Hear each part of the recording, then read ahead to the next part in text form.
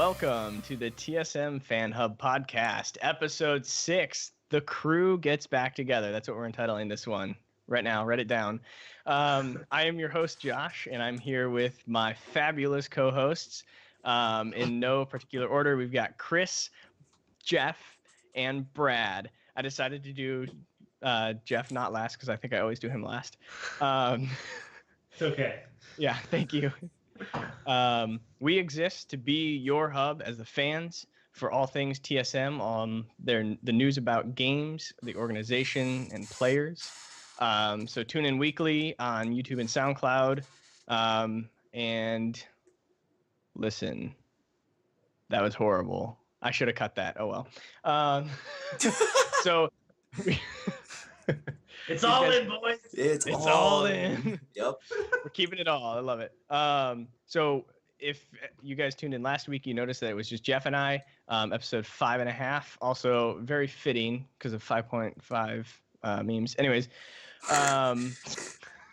and Jesus, man, my jokes are just not hitting. that one's the best. I just all right. So we're gonna cover everything that happened in the past 2 weeks. So I think the most notable thing, and I'm already going off script, is VainGlory. VainGlory had their Unified Western tournament, and it was starting really well for all of North America, in fact, and then it ended not as well for TSM. So pretty much the way that tournament worked is teams seeds 6 through 3 in North America and teams 6 through 3 in Europe played each other in the strongest versus weakest, and then the teams that made it out of that got clumped into the pool with the first and second seeds, and then they went across so EU1 played NA4 and so on. So that second day when North America played EU was hysterical because not a single European team won. So we went into the semifinals with only North American teams. TSM was up against Immortals, and they lost the best of 5, 3-2. And it bodes very ill for TSM, for VainGlory, for the future, because this team, who has been one of the best in the past, has been one of the best VainGlory teams out there, really looks like they're starting to fall apart. Not getting out of a semifinals against, I believe Immortals was, what, a 6th or 5th seed out of North America? Low, yeah. And now Immortals did beat them at the beginning of Split 3, or the week 1 of this most recent split, and I don't know. Von C, though, was the standout. Just he just didn't look that great this tournament. In the losses, he looked really bad, and in their wins, now he did have one game where he absolutely. Hold on. He did have a game where he did all right. He had a glaive game where he did all right, but for the most part, he was playing Cruel a lot, and that champ needs to scale, and he was falling way behind. His most notable losses were 1-9-1 on Blackfeather, and then 0-6-2 on Cruel. And I just think, Brad, you were mentioning that FlashX, who has been the shot caller, the captain, kind of like the glue that's held this team together, is thinking of retiring or getting out of VainGlory, and what's left of TSM doesn't necessarily inspire hope for the future. Talk to us about that. Yeah, like Flash, he's not getting out of VainGlory altogether. He's going to be a coach for TSM, which is something you don't really see much in VainGlory right now, is player coaches. And the next tournament is going to be determining if TSM is going to make Worlds or not. And the next tournament is October 15th, so we still have a while before we talk about that. But anybody you bring in within a month, you're not going to get that chemistry together. These guys aren't looking good as a trio. And if you add one random, well, not random, but if you add another voice they're not used to, I think it's going to get even worse. And I think Yeah. Flash X retiring is going to be, I don't want to say the downfall of TSM because they're still incredible players, but I think the rest of NA is getting to the point where they're finally catching up to TSM and VainGlory. And I think this is just going to knock TSM down a peg or two, and they're not going to be that like top talent that we see Right. constantly. Now is he stepping down before Worlds or after Worlds? Everything I'm reading says he's pretty much done now. Okay. I don't know. I haven't seen any official confirmation or anything, but Right. There'll probably be something on the TSM website if he does step down. Yeah. Yeah.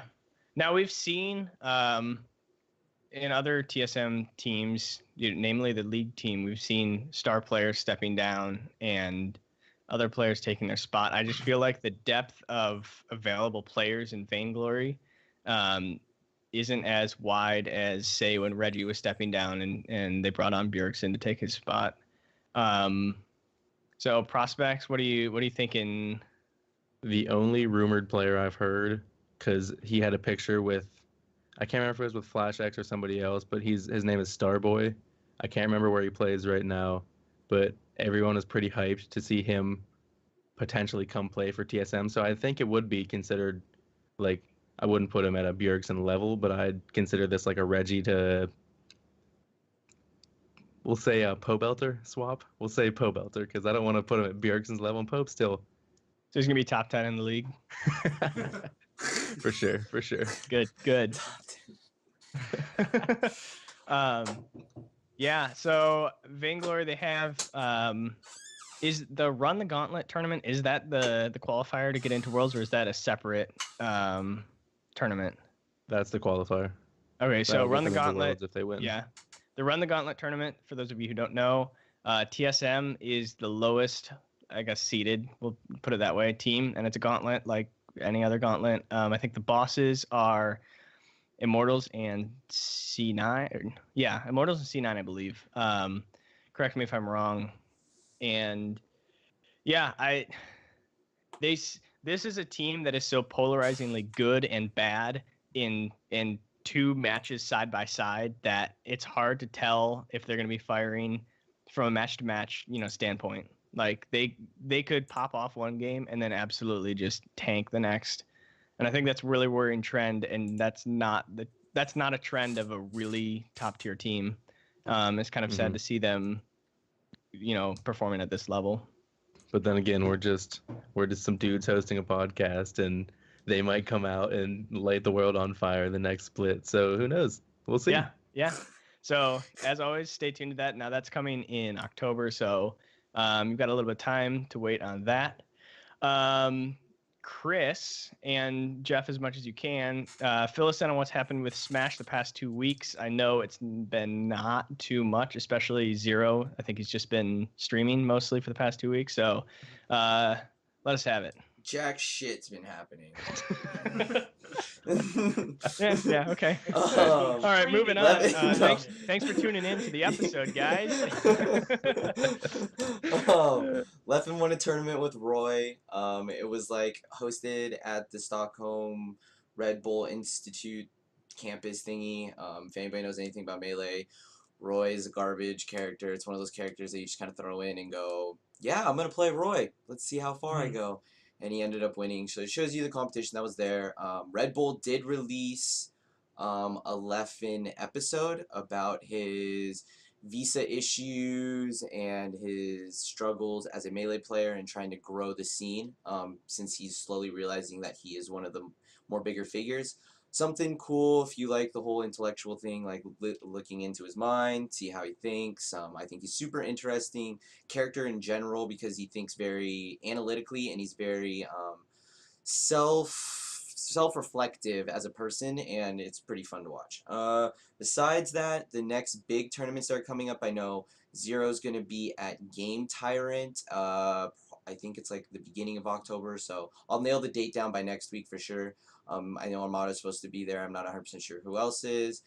Big House 7. That one's going to be fun. Leffen got invited. The crews are supposed to be coming out. That's the beginning of October again, like 6th, I want to say. I'll nail down the dates, and I'll explain more what those tournaments are going to be Big like House is always a fun hosted. tournament too. Yeah, I'll explain like the format and stuff because I think if I remember, Big House does have crews, so that's a little bit different of format. People are not used to it, so I'll go through those explanations. And basically, that's it for Smash. Leffen and Zero have been streaming more since they have been at home. So if you want to get that into your daily routine, you know, Leffen and Zero are both pretty good. Leffen's been playing just Smash and Marvel. Zero's been playing Yu-Gi-Oh! And Smash. So there you guys go. All right. So that's their Smash recap of the week. I feel like we need little like sound effects that like do do do do do. And now for your PUBg update, going live to Chris. Oh yeah, so PUBg also. Oh fuck, there goes my pen. Hold on, I need my we're pen doing that I've that. been chewing. I've been chewing All on right, for the I'm last gonna- like 3 episodes. Gotta do a new one every week. Yeah, Oh so gosh. PUBG's been pretty cool. Zoom, whatever the fuck the name is, AUZOM, Azum. Azum. Yeah. Azum. They're doing a Premier League, and if you go to the site right now, if you look at the Premier League site, it's a shit show of like 100 teams or 77 teams, and TSM is sitting at 27th. There was Right. tiers because of the different time zones. It was a global tournament, so teams from everywhere signed up at different times. There was different, I think there was like 4 different rooms, and each team had 3 rounds. TSM got 5th in their little game segment. Those VODs are up under the Zoom Twitch channel. And that's not 5th overall. They got, I think their highest placement was 2nd in a game, Yes. but they placed 5th in the room. Yeah. Also, the interesting about this tournament that it's going to be going back and forth from first person to third person. So every odd week is first person, every even week is first person. So in this week's tournament on the 24th, if you see, oh, there's my finger right there. You point up, see all those upcoming matches? Yeah, September 24th. That on the Twitch channel up there. They are going to be doing the first person one. Show the more viewership for first person, please. Please, please, please. Yeah. I want more first person. So I think they're doing this so they can see what has more viewership. I'm not saying don't watch third person. I'm not saying that. But if you had to pick between, well, you know, if I'm going to watch the VOD for third person or if I'm going to watch the VOD for first person, watch the first person one. I guarantee it's going to be way more fun. Yeah. And it sounds like this is something that everybody needs to keep in mind is like, think about a team. Think about League of Legends real quick and think about what the professional scene of League of Legends looked like in Season 1 and Season 2. If you weren't there, go back and watch VODs. It's hideous sometimes. It's it not only the visuals, but like the jokes. The jokes were the amount. bad. Well, the casters were horrible, dude. I was watching. There's a video that I was about to say the score, but they don't exist anymore. Blitz, I believe, Blitz Esports put out of like the top plays of TSM at Worlds. And some of Freak's old commentating was just so bad. Oh yeah. And he's grown a lot. Anyway, so what I'm saying with that is we're still in the infancy of PUBG as an esport, as a game. If you don't think that it should be an esport, well, sorry. But if you want to see it succeed as an esport, it's honestly having a start off point much higher than League of Legends. Even higher than I would say Smash, because Smash was only just local tournaments and they're already doing international. Obviously the power of the internet and stuff like that, but still it's definitely exciting to see how quickly this this competitive scene has come together. Now, Chris, do you think that we'll see invitationals like the Gamescom tournament in Cologne, or do you think we'll see a lot more of these online tournaments?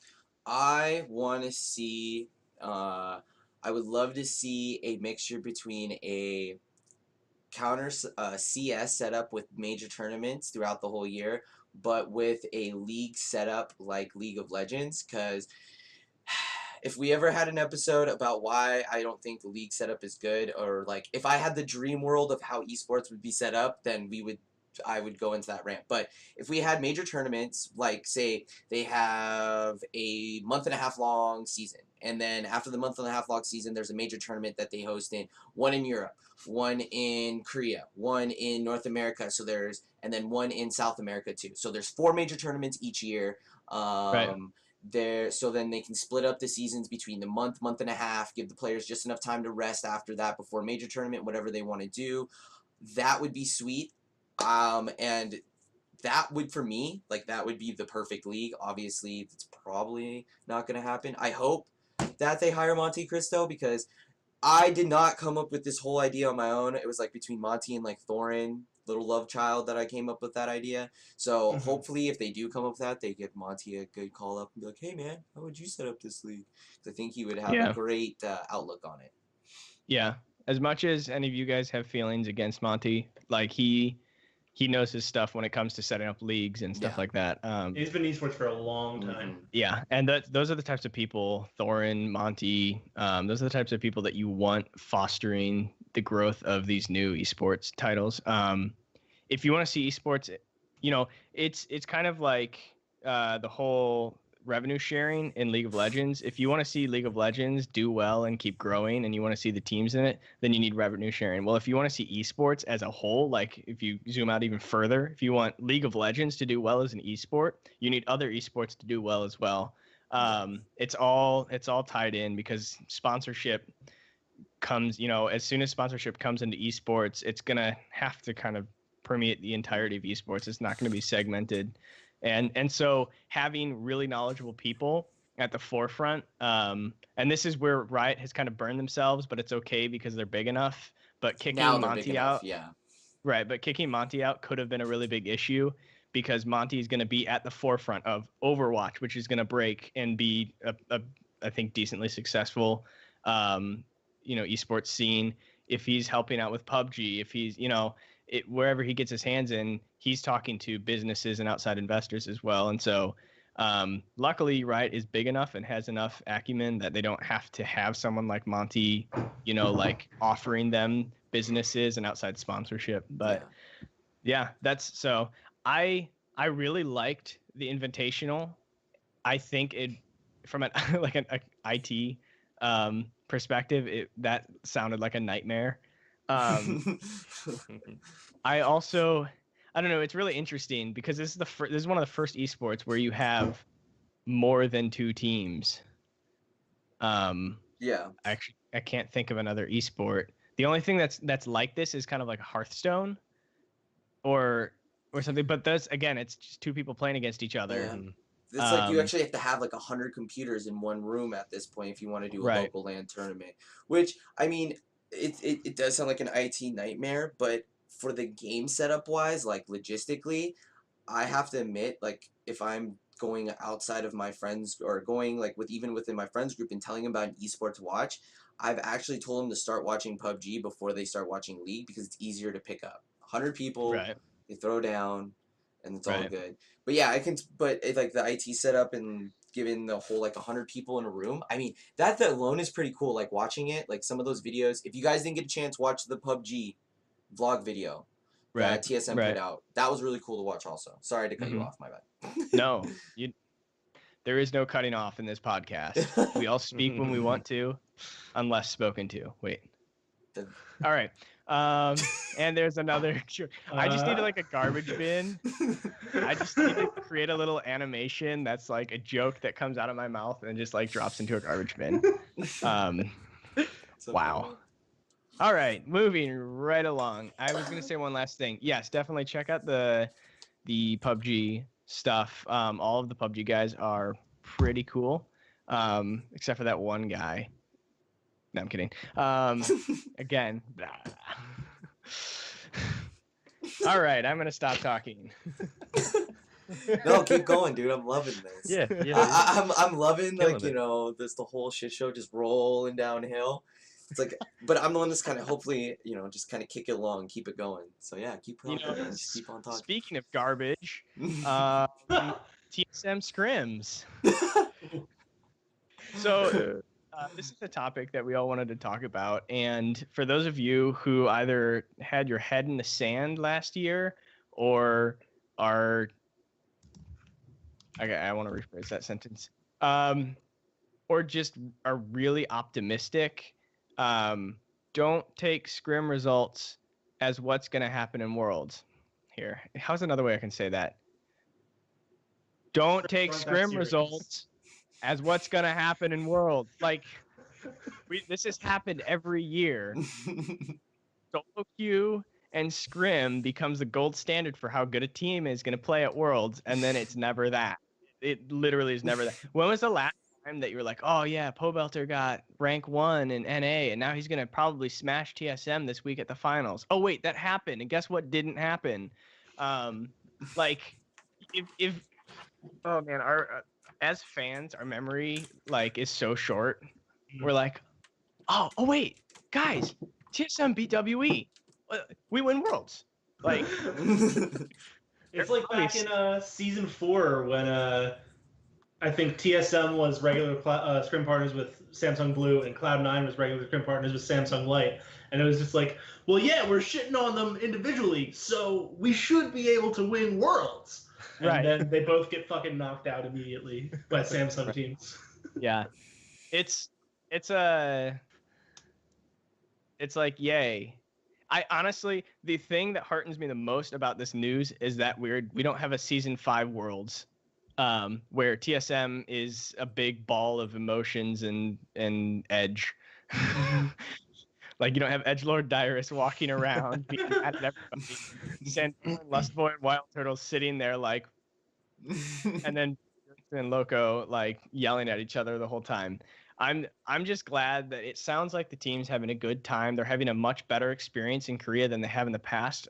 They have a translator with them this time, which is going to help them immensely. I think they've had is it Lustboy, their translator? I don't know. Well, I couldn't see who it was. I'm just happy he's back. Can't see him. Can't see my boy. Oh man. No, but it sounds like it's a much better experience, and I don't know if that's better planning or just the way that things have fallen. If anything, it's just experience. They realized the problems with last boot camps and amended them, which I think is a better showing than scrim results or shit like that. The last time, wait, did TSM go to Korea before MSI? No. That's so long ago. Because I was gonna say the last time they were in Korea, didn't they pick up? But was that when they locked in Biofrost as their support? Yes. Yeah, that was the no. last Well, time. they went there before Worlds as well. Oh yeah, never mind. I'm a dummy. They went All to right. No, they went to Korea. Oh yeah, Memory. before Worlds. Again, Mhm. we fans have really short memories. This does not, present company definitely included. All right, well, never mind. Yeah, it is good to see them with Lustboy and to keep that connection up. So don't take the scrim results as what's going to happen at Worlds. Man, do I need to say that again? Do you guys think? One more time. Don't really loud. Oh my word. Yeah, shout it from your balconies. It doesn't matter. It never has mattered. Scrims have never mattered. Scrims, you could tell me that TSM beat every single NA team in scrims during the regular season, and that wouldn't faze me. And I hope it wouldn't faze you either. It's like, okay, cool. I'd rather hear about adversity. That means we're learning. Yeah. To quote one of our favorite streamers, loses improve. Loses improve. Oh my god. So ESPN came out with an article about ranking mid laners, which was interesting. So Emily Rand, Kelsey Moser, Tyler Erzberg, and Xander Torres. Everybody knows the only two names you really care for is Kelsey Moser, because she's crazy, and Emily Rand. Everyone else, whatever. Yeah. There's only 2 matter. So they ranked a mid laners. Surprisingly, they put Bjergsen ahead of Faker, so that was interesting. I'm kidding completely. Faker was first mid laner at Worlds, and he was first on everyone's list. Bjergsen, however, did rank in the top 5. In fact, he was third, getting a 3rd place vote from Tyler, 4th from Emily Rand, 4th from Torres, and 2nd from Kelsey Moser. It's interesting, and I think Bjergsen is in a really weird position in that Bjergsen has not necessarily had an amazing standout international performance. Blame that on whatever you want, the team, jet lag, sickness. Again, blame it on whatever you want. I mean, if you guys remember, even last year, he didn't have a voice for half of group stage. I'm not blaming the entire team's faults on that, but he just hasn't, other than the MSI back in 2015, I think not MSI, holy cow, IEM Katowice back in 2015, And Rift Rivals.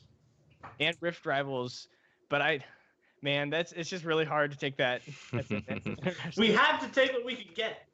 Yeah, it looked like they didn't know that we were playing League of Legends that weekend. They're like, oh wait, I thought we were gonna play PUBg. Wait, this is a league. Oh, this is a league tournament. Oh, shoot.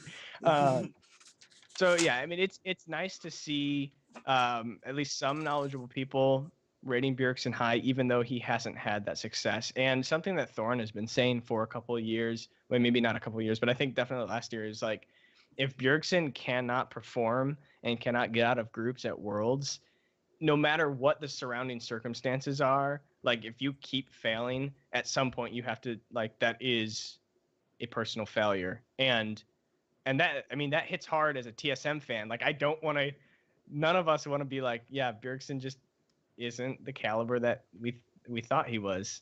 And so I guess this list doesn't mean anything. This doesn't mean anything's going to happen at Worlds, but it is nice to see that people who have been following the scene for a really long time still see the potential in Bjergsen to do very well. Yeah, and hopefully he keeps this play style going ahead. Any thoughts on this article, or the mid laners of Worlds? I actually thought what was really interesting about the article was, I thought Bjergsen made sense where he was. I thought what was very interesting was the 5th place spot was a 3-way tie. It was between, I believe, Jensen, Maple, and Shie. Yep.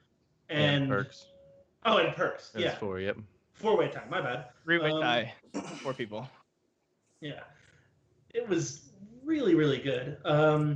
It's really interesting to see these mid laners coming in and where they're going to rank, essentially, because we're seeing some of these head-to-head matchups. We're going to see Bjergsen versus Maple, so we're going to see if he really is that much better than Maple, like multiple spots ahead of him.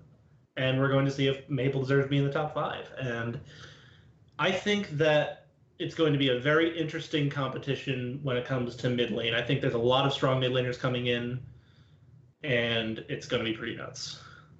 Yeah, I remember last year. Oh no, it actually might have been.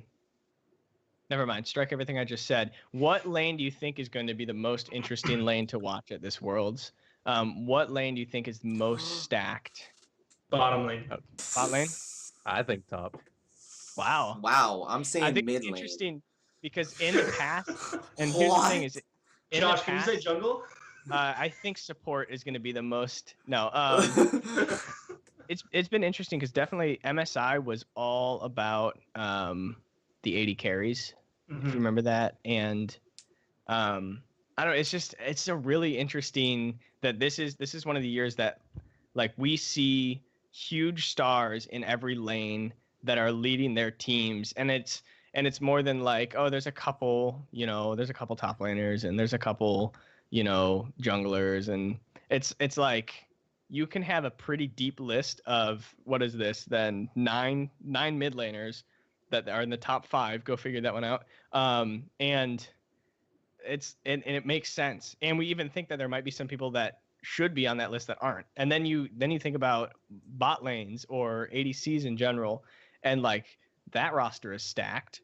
Does Doublelift, does he deserve to be in the top 5? I don't know. Probably not necessarily in his current form, but he could definitely have a breakout Worlds where he doesn't choke or something like, and like top lane, Khan is kind of leading the pack of top laners, but there's a lot of people biting at his heels. I mean, you've got nuts.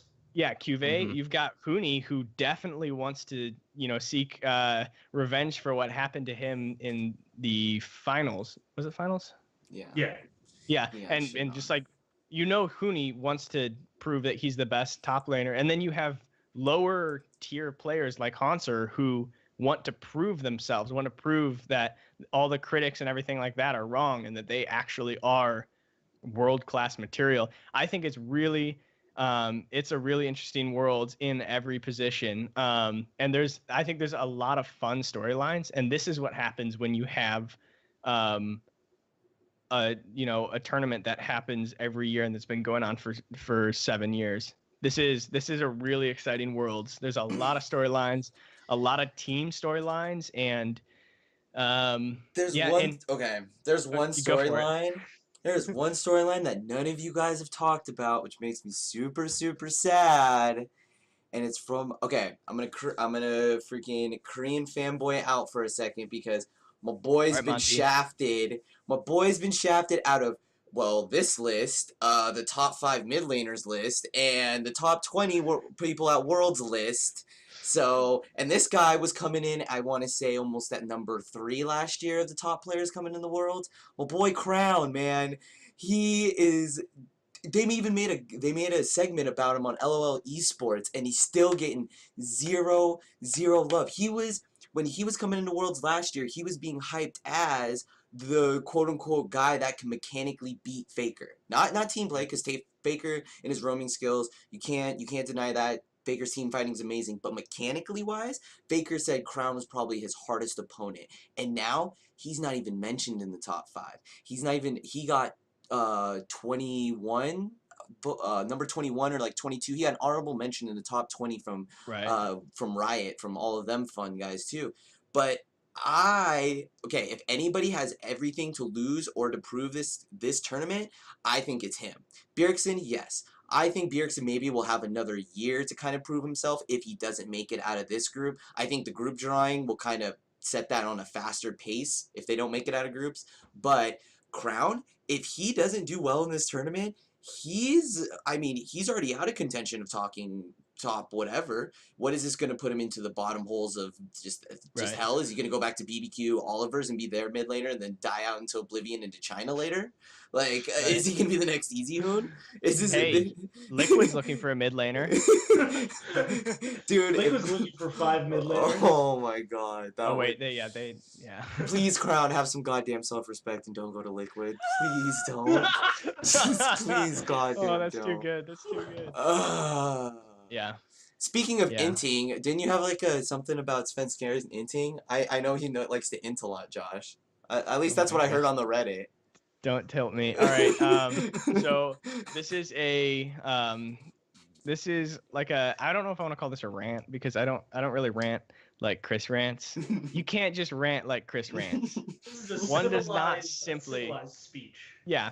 So one thing that I've noticed, and this has been on the main league subreddit, this has been on the TSM subreddit, this has pretty much been on any subreddit where Sven Skaren's name has popped up in the past year and a half. And it's this notion, this idea that Sven had an inting phase.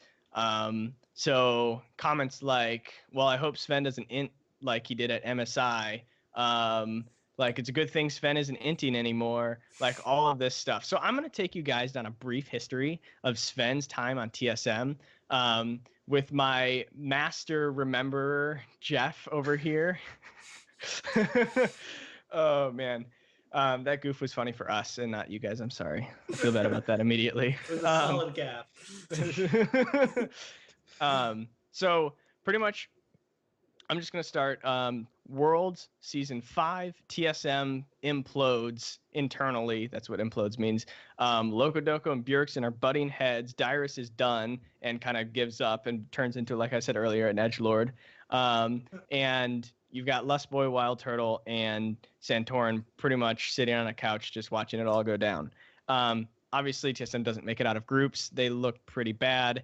And TSM wipes the roster, keeps Bjergsen, picks up Doublelift early into that offseason, if you guys remember that video. And then the other people started trickling in. Now, if you remember, Hanser was recommended from Dyrus. You had Yellow Star, who was coming over, and I'll talk about that in a moment. And then you had Sven Skaren, who had the whole issue with H2K. No, not H2K. SK. Yeah, it was H2K. It was H2K Rich. Mm-hmm. Yeah, and the 5.5 meme and all that fun stuff. And so the thing is, TSM built their Season 6 Spring Split team around Yellow Star being the shot caller and everybody else following suit. The only problem was you had players like Bjergsen and Doublelift who wanted to play really, really aggressive. Hey, guess who else wants to play really aggressive? Sven Skaren and Hanser. If you look at all four, I mean, Bjergsen, I guess you could say, wants to play the least aggressive. And this is back at the beginning of Season 6. Bjergsen, you could say, can play the sit back in lane and help, play like lead from behind type of role. But Hanser always wants to go hard. Sven Skaren always wants to be in the enemy's jungle. And Doublelift back then always wanted to win lane. Here's the problem is Yellow Star was a very conservative shot caller. He was very meticulous, and he was not a bad shot caller. God damn it. Thanks. Yeah. Getting that jungle. Oh, in the jungle. Did I say the jungler? Yeah, in the jungler. Freud. So as we saw, TSM now was also trying a bunch of other things. They brought in Casey. They also had Yarj or Jarg, or however you pronounce his name. And things didn't quite work out. They didn't have a lot of respect for Casey just because he didn't know the game.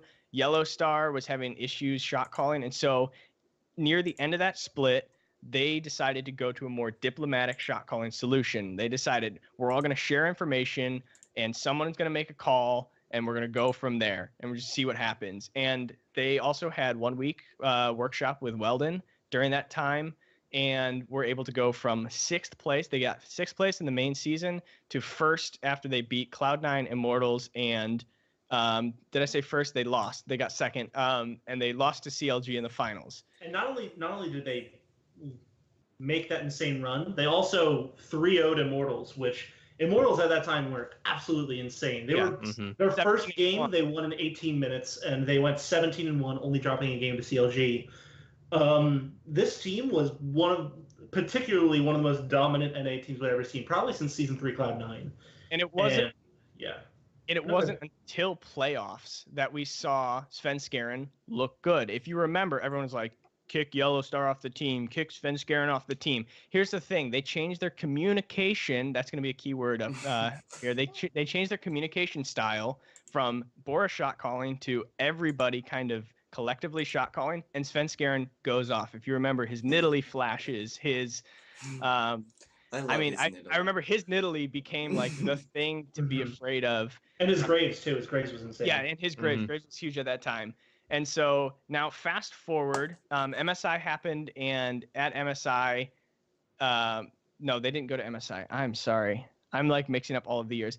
So they didn't go to MSI. Instead, they boot camped in Korea that entire like little off season. They tried out a bunch of different supports, and they ended up bringing up Biofrost, which I think was a huge call. Then TSM went on the most dominant split that they've seen, and they echoed the Immortal split from spring. And during summer, they went 17-1.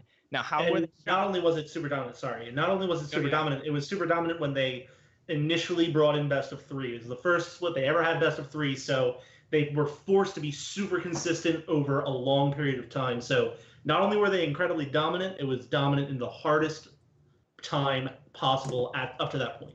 Right, because best of 3s hadn't been a thing, and so this 6 games in a weekend potentially is a big step up from only 2 games. This is when they changed their shot calling method from they melded from a diplomatic to Doublelift calls the early game and lane assignments, and Bjergsen calls kind of the objective control and late game macro. And they did amazing. You see them just stomp through the season. You see them stomp through the postseason, they beat C9 3-1 in the finals. And they went to Worlds. Now at Worlds, they had a couple issues with overconfidence, a lot of overconfidence, because everybody was hyping them up as the best team that North America or that the West had ever seen. And I think they got really full of themselves, especially Double Lift. And they didn't play their style. It looked like their communication fell off completely. And now this entire time, Sven Skjern has been fitting in with the team. If you remember that season, summer 2016, TSM had some obscene control over blue and red buffs on the entire map. They had something like 75% of all red and blue buffs in every game that they played. Like, it was insane that they would pretty much constantly be getting 3 out of the 4 buffs every time they were up. That stat might be a little bit off, but it was an obscene number. They were definitely leading the league in invading, stuff like that. And that's the way that Sven Skjern wants to play. And the only way that works is with good communication. So we get strong laning. And strong laning. So now we get to Worlds. Worlds gets done. The team is all demoralized. Doublelift says, I'm done with esports, goes and streams, and they pick up Wild Turtle again. Now, here's the problem. You've just taken out of the game the early game and the lane assignment shot caller, and you've put in somebody who we have seen in the past in 2015 will just sit on the couch and watch stuff happen. And I'm not saying that Wild Turtle is a bad player. I just don't think he was the player that TSM needed. Now, he was kind of the only option at the time, at the beginning of this year, but he wasn't really the player that TSM needed to fill the double lift hole. What happened was Hanser had to start picking up shot call, and we all know Hanser is a very, very aggressive player, sometimes over-aggressive player. And this is the time where you saw Sven dying in the enemy jungle the most.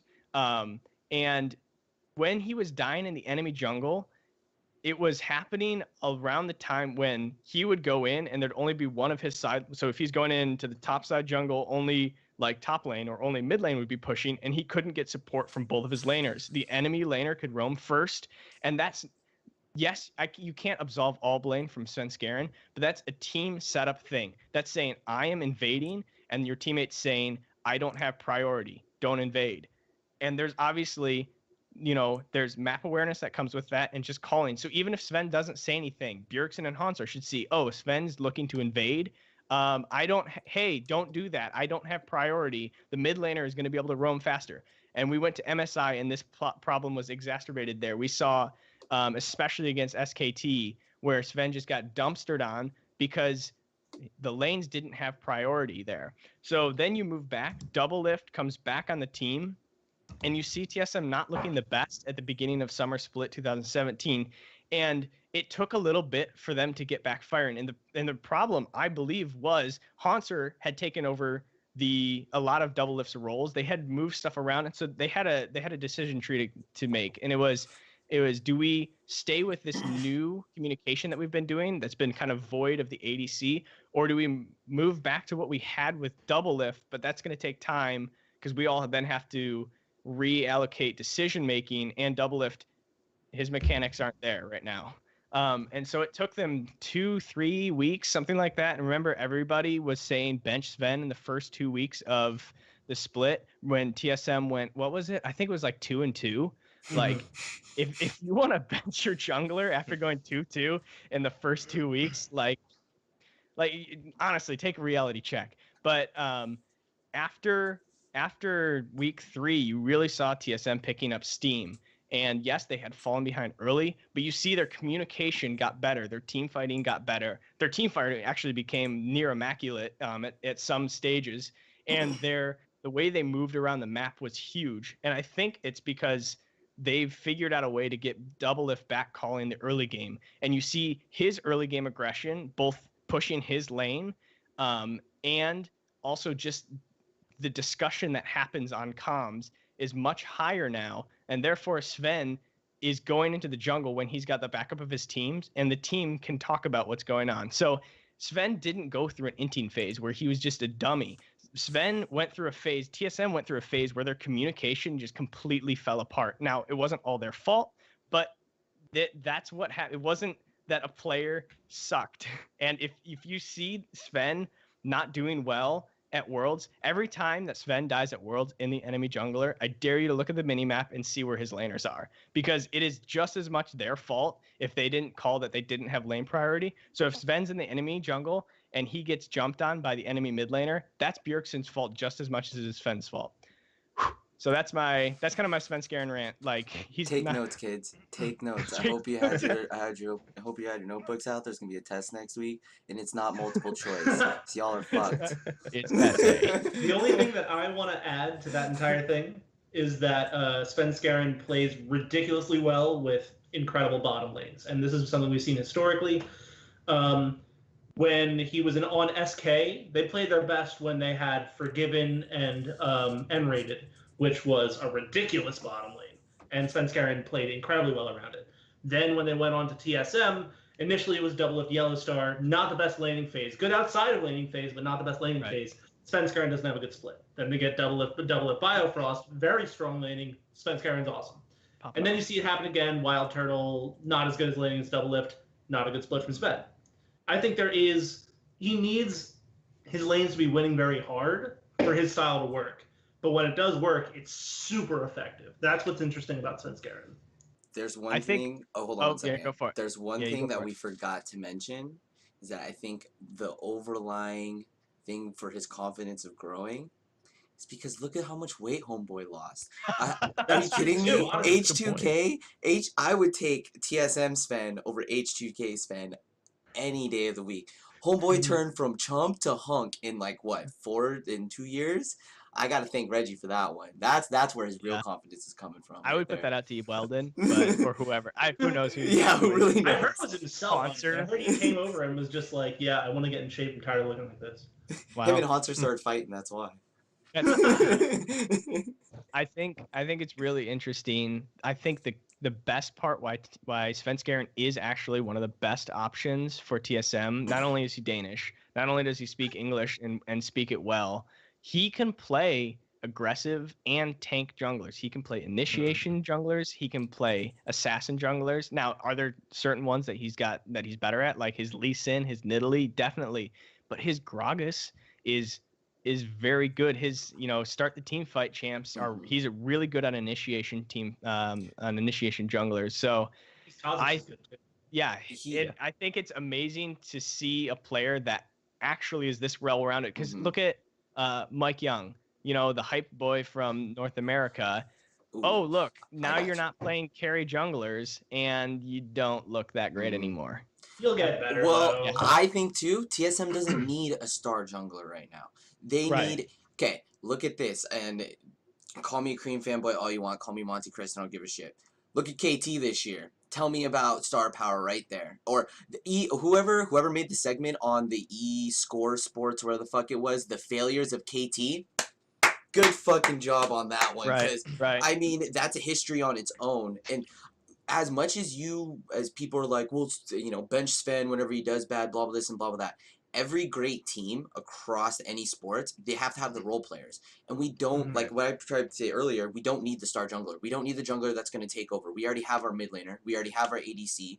We have Hanser to be our quote-unquote third star if needed. We need someone to be the backbone. And that's what Sven is in the jungle. When Sven invades, he's going to take their blue buff, or he's going to give Bjergsen that extra blue buff there in the midway, halfway through the game, so he doesn't have to make that extra back. He can save for that extra gold to get his item when he needs. If Sven's gonna be there when the other jungler invades the opposite jungle or goes and attacks Hanser, he's gonna be either evading his jungle and or helping the bottom lane. You don't need someone that's gonna be off doing his own thing or constantly trying to counter gank or being a peanut or being a blank or whatever. We just need someone to be consistent, and Sven is consistently aggressive and fitting it perfectly into our team because Doublelift likes playing aggressive, Hanser likes playing aggressive, and Bjergsen likes playing aggressive. I just don't like how people think that we just need to throw up star power at it, and I think it's dumb. If you want to see star power, talk to KT Rollsters and ask them how their star power went this year. Ask them how Worlds was. Yeah, exactly. The last 2 years, actually. Last 2 years of Worlds. I bet they were fun. That makes us better than them, right? Right? Yeah. Power ranking, we'd be above KT. What you were just saying about how everyone wants to throw star power, at every role for TSM. Sven can play any style. Pretty much anyone on this team can play any style. Like Doublelift can play the utility, the Jins, the his Ash is Sivers. nuts. Yeah, Ash. Or Bjergsen, you can see he plays Galio. He'll play Karma. He'll play stuff Play like that. Lulu. Yeah, hopefully may not. know. But yeah, he has played Lulu. Yeah. Haunter, of course, he can play. What was it? He can play carries better than Ray, tanks better than Impact, or vice versa. One of those. But like Sven, he can play, like you said, Nidalee, Kha'Zix. He can play the tanks, Gragas. He can even, which I am willing to think you'll see him at Worlds again, Ivern, because Ardent Sensor is nasty yeah. right now. Do you guys remember his Ivern at the beginning of this split and how That was nasty nuts. that was? How it was a must ban against Svenskeren? Hmm. I don't think you guys did because you were simultaneously calling him to get benched, but whatever. It's because Ivern's not that flashy Oh. champ. It's that press E on. It's a jungle Janna. It's press E on them, throw redemption down, pull out Daisy. I forgot. Win the game. We need flashy champs to win. I like TSM because Bjergsen's good at Zed. Oh, one Zed thing are that's bad really guys. interesting going Zed are into bad. Worlds. That's kind of what Nidalee's becoming too, a little bit, because she's going the Ardent Sensor Athenes. So I we're blame gonna get his Rush. aggressive Nidalee. Yeah. Oh, I totally. blame 100%. Rush. Rush is Mhm. back, Bible Thumb. Oh yeah. Mhm. It's gonna be fun. But we're gonna see his aggressive ass Nidalee turning into that supportive champ, and that should be awesome. And I think he's done an amazing job on supportive champions and Mhm. the way that he empowers Bjergsen, the way that he empowers I kind of everyone across the map, I think is really nice. And it's also really nice that we just saw Biofrost playing initiation champs, because that means it doesn't have to be Hanser and Svenskeren, and that's just another so you can open up another kind of like area of TSM's gameplay.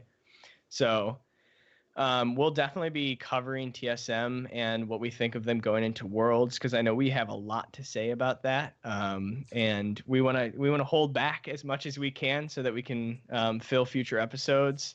And we're gonna move into something still Worlds related, still TSM related, but this is now Please. Chris's rant section.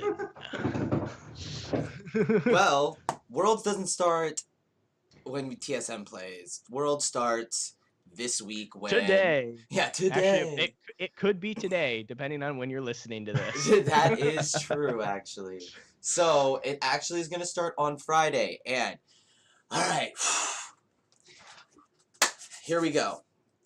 I know the playing stages. I've been reading the Reddit comments. I heard it from the beginning to the end. Playing stages? That sounds stupid. Why do we want to watch a bunch of lower-end regions fight each other off? What are they going to do? Just fucking butt heads until someone loses in 45, I mean, in 60 minutes in an hour? Okay. Team One Esports. Exactly. Yes, we need to watch these playing stages. Dude, I think the playing stages are going to probably be some of the funnest games, because those are the teams that are going to go balls to the wall. This is their final chance to make a name for themselves. And on top of it, too, we get lucky this year where we get to see 3, quote-unquote, whatever you want to call major region these days, because major regions are falling left and right to minor regions are growing up, whatever. But we get to see 3 major regions actually fight it out. Team WE, which if you guys have not lived under a hole for League of Legends the last 2 weeks, they're probably the most hyped team, just most hyped team coming into Worlds right now, because everyone thinks that they're going to roll through play-ins or whatever. Right. After that is Fnatic, which any EU fanboy is going to be like, Fnatic, yeah, Reckless, yeah, whoa! Reckless is a god, give him Kennen, whoa, Kennen, yeah! Give him, So- please do give him Kennen. Yeah, seriously. And then we have Grandy old C9, and who wouldn't love to see Sneaky and Jensen go back to back and roll through some kids, or tilt off their ass? Who knows? Who Yeah, either one is really fun. knows at this Tune in point? this weekend to find out. And we get to see an old Season 3 favorite, one of my personal favorite junglers, Diamond Prox at Team Gambit. So any of you old school heads out there, there's going to be a fun game. I know it's late in the Friday, but on even just the first day, Team Gambit versus Team WE. And see, these are the games that you guys got to watch. And coming out of MSI with the group stages, we got to see cool games like TSM versus Gigabyte Marines, which they became the Cinderella story of MSI when everyone was bitching about the playing stages at MSI also, which became, I love Gigabyte Marines, Levi's awesome. Even Well, though it's just because a team beat TSM, so. hey, we could watch. Who knows? Maybe C9 will lose to Team One Esports. I don't even know who the fuck they are, or they might lose Maybe to Dire Gambit Wolves. Gaming. Maybe Maybe Gambit Gaming is going to fulfill their European destiny and take down China. yeah, maybe. Who knows? But we need to watch it. That's the thing. Is that we can sit here and be like, oh yeah, we'd love to see all these games, but you guys got to sit down and watch the views. If we watch these views now, we're at a tipping point where next year, 2018, we're starting franchising, where big name companies are gonna watch this scene or want to see it grow. If we want to continue to see it grow and we want to see all this stuff, we can start showing these big name companies now these smaller games. Give them, I don't know, watch, even if we get 200,000 views, 300,000 views, even just 500,000 views. For fuck's sake, I see those stupid, while I'm looking for League VODs a lot of the times, you see those stupid Twitch channel, YouTube channels that put Twitch channel things together with those fucking titty streamers and shit, and they throw stupid shit of Cutie Pie in there, and they get like 500,000 views per video. So if you guys can watch that shit, you guys can definitely take some time out of your day and watch an actual League of Legends game with our homeboy Sneaky in it, or fucking Reckless. We're gonna take a break for everybody to just take a reality check on that one. Take that in. All right, and back to your regular program schedule. If you guys can take the time to watch those guys, you can watch these games and actually show these big name guys when they look at it and they go, okay, even the small games are getting 500,000 or even 200,000 views on YouTube, or even, I get it. For us North American guys, these games are at like 10:30, 11:30, 12 p.m., 1 a.m. I get it. VODs are probably going to be their only way. If anybody's listening across the world, in Australia and all them, watch them. Please watch them. That would be dope. Give them also, those views. Send us like an email or something like that, because we'd love to hear about TSM fans from Australia. Anyways, continue on. Definitely, yeah. If anybody from around the world want to send us mail, that'd be sweet. That would be fucking awesome. Reese really likes Australians. I love Australians. They're great. Fuck you guys. So yes, we need to watch these. We need to watch these games. And how cool would it be if all of us tuned in to a TSM final and we watch the little Twitch channel thing on the bottom, and it goes up to 1 million, and you see Twitch chat and just goes TSM, TSM, TSM, oh, yeah. TSM. That is what we as fans have our duty to do. We need to be hyped up for this tournament. We need to go and watch. You know what? I would actually challenge one of our fans. I know a bunch of you guys come at me in the Reddit comments, or you guys come at me at the comments in YouTube. Yeah. Come at, I dare one of you guys to pick a game, pick 2 teams. You have no idea who they are. Watch the VODs and tell me something interesting about them. We're now introducing a new section called Chris Gives You a Challenge. I love it. Pick one of the games, grab a Carolina Reaper pepper, and go for it. Yeah. And if you guys write me a comment and actually give me some good analysis, I will comment back and debate you on why I think that Japan's Rampage team is actually going to take their group and they're going to be one of the biggest upsets in this tournament. They took down the Heimerdinger mid player, dude. Oh, yeah. Hey-o. So, yeah. That is my rant of the week. And if you guys don't watch these, if you guys really watch those goddamn titty streamers and don't watch the fucking VODs, I'll be mad. I'll come to your house. He's coming for you. It'll weigh on your consciousness, right? Like, or your conscience. Wow. All right, words. Okay, here's the thing. You could also take one shot every time you see a bronze moment in the play-in stage. We're not trying to kill people, Josh.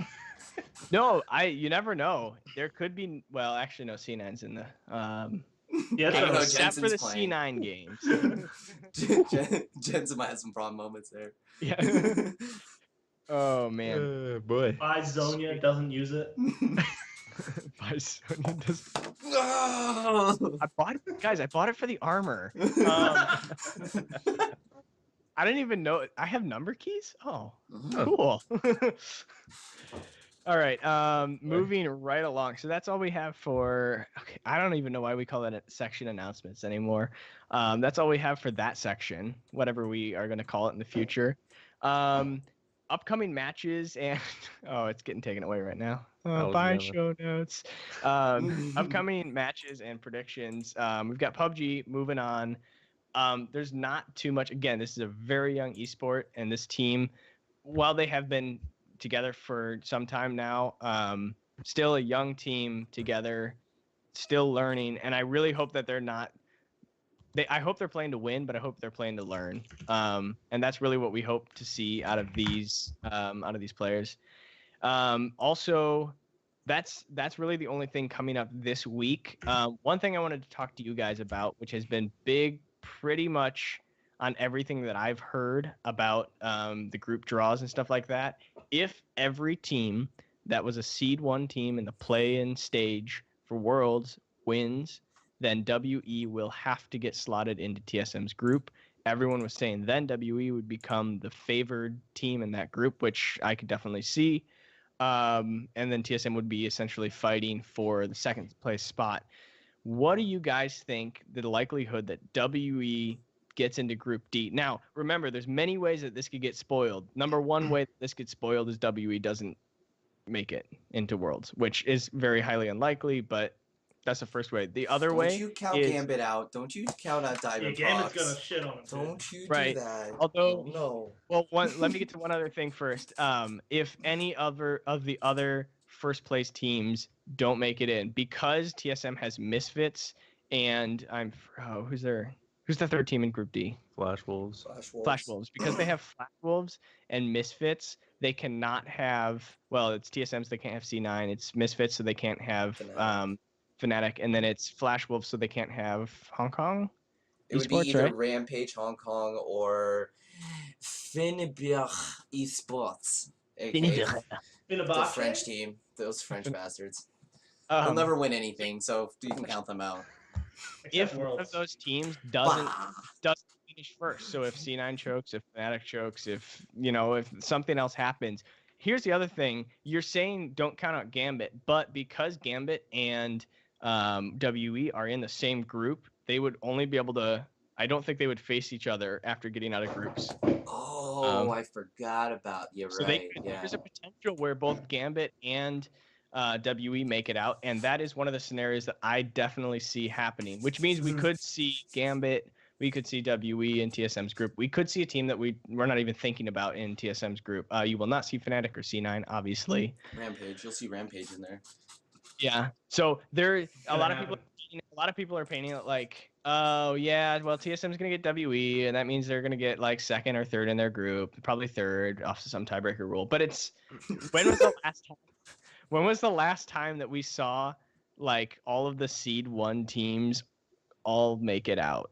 That rarely ever happens, especially when there's as many unknowns as there are in this play-in stage. Like the other teams, in the Worlds, in the normal groups, you can do a lot of research. Their games are, everywhere. You know the players, you've played against those players before, and you have teams like Gambit. I know Gambit's in the main, tournament, but think about the MSI play, and you've got teams like Gambit who just come in, fast and loose.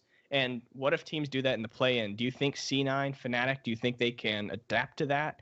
And I just don't see. I don't know who's gonna not make it, but I don't see a world in where every first-ranked team makes it through the play-ins. I have an idea on who's not gonna make it. Yeah. So no. Before you say it, so then let me go around this little square. Then call out who you think out of the seed 1 teams ain't gonna make it. Call it out. Wow, right can't deal with fast and loose. Sounds like Fnatic to me. That was my thought exactly. All right. Well, Yeah, I'm done. The only good thing that Fnatic has going for them is Reckless and protect the ADC meta, which I think is a detriment to C9. So I'm gonna say C9 doesn't make it out of groups, but everyone flames TSM anyway for not getting them that third seed. I would just be like, oh, well, actually no, it didn't matter. MSI didn't matter. Never mind. Hashtag But people are still gonna flame TSM because that's what people do. People actually, you know what? No, people are gonna do what I just did. People are gonna flame TSM for their MSI performance and say that C9 was put in the play-in because of TSM. Actually, even true. So That's probably true, honestly. that's gonna happen. Oh, C9 would have made it so far. No. TSM had one MSI. All right. Wow. Guys, we made it. Thank you did for it. tuning in to this episode. Again, sorry that last week it was just a little like morcelet, little excerpt, A little of the baby. show, little baby show, Baby show. So half of an episode. hopefully this which one is more like it- suffices. Hopefully Yeah. this one suffices. There's This lots had of all of the ingredients that you needed to make a good TSM Fan Hub podcast episode. We had some rants, we had some monologues, we had some Classic memes. bad Inside jokes no one else gets. inside. We What talked more, about guys? titty streams too. This is great. This is the best episode ever. Check. Yeah, our in-house expert over here, Chris. Gotta do the research anyway. sometimes, guys. It's all about the research. Signing off from Down Under is Chris. Wow. Yep, we're ending that one right there.